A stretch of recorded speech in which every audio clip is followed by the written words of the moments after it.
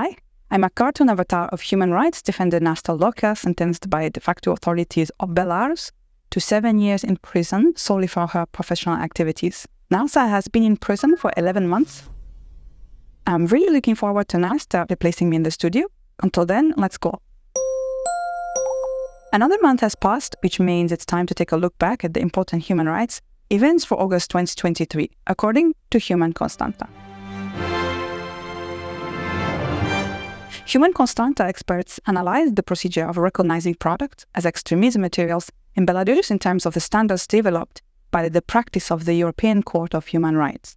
The analysis showed that the legislation of Belarus and the practice of its application almost completely contradict the standards of the European Court of Human Rights in the context of freedom of expression. Read more at the link below this video. In August, the Belarusi de facto authorities recognized the Human Rights Center as an extremist formation. Human rights organizations of Belarus expressed their solidarity with their colleagues.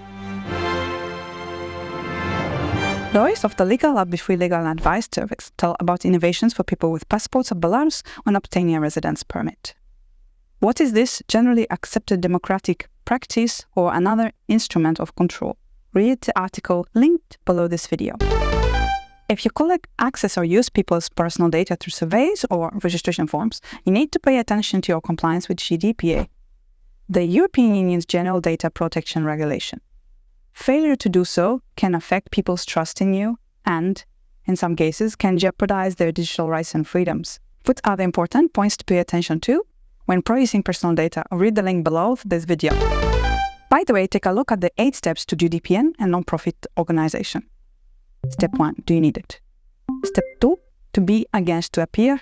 Step 3, lawyers, managers, or consultants. Step 4, learning to speak the same language. Step 5, where is your data? Step 6, necessary changes. Step 7, draft documents and develop procedures. Step 8, go back to step 5 and start again. You extremist yourself, how the de facto authorities of Belarus themselves violate the anti-extremist legislation and what the principle of non-discrimination says.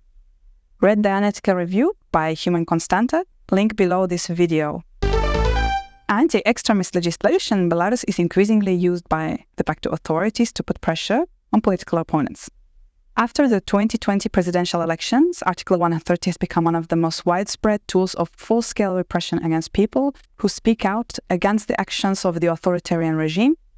The editorial of the Defenders Belarus project have asked colleagues from Human Constanta to comment on the situation in terms of the recommendations' compliance with international standards, consistency with the logic of law enforcement, and the interests being protected.